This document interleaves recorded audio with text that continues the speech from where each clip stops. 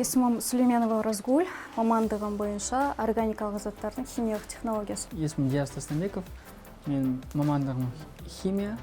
4 жыл бұрын ірі өсімдіктерді пайдаланысқа беріп жатқан кезде микрозелень ешкімде жоқ еді. Ол кезде Артем Гель деген аспаз шетелден келген. Ол кісі бізден бір күні сұрайды, сіздерде микрозелень бар ма?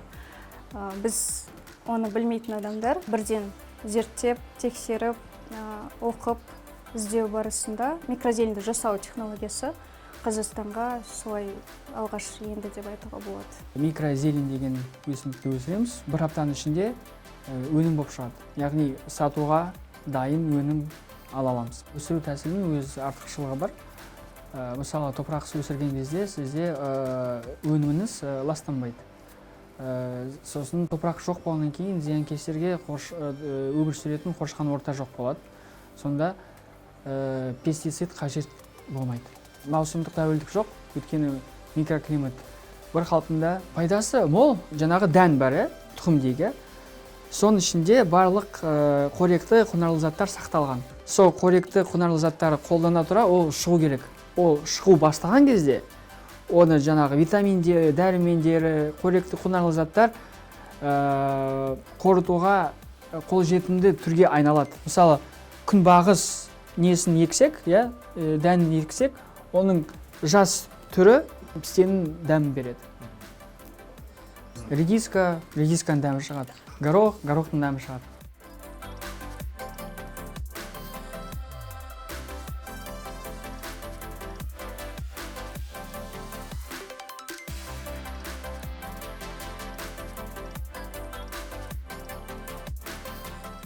Бізде сатылымда өсімдіктерде бөлек жеуге жарамды гүлдер бар.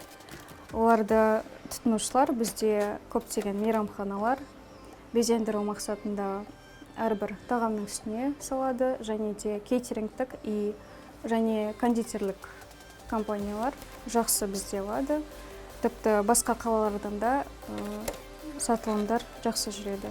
Мысалы, осы жасыл райхан шөп, зеленый базилик, оның бағасы нарықта 1000 теңгеден басталады. Айына 1,5-мыңнан аса контейнер сатамыз.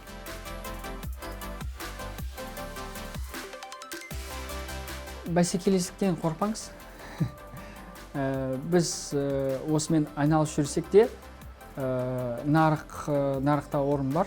Біздің нарықта 600-ге жуықтай мейрамханалар бар. Біздің клиентская базамызда 3-тен 1 бөлігі ғана.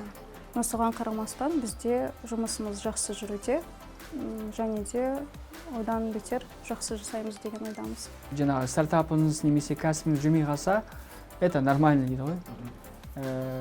Бірақ та не маңызды? Сол өздеріңіздің қателіктеріңізден үйрену, сол өте маңызды.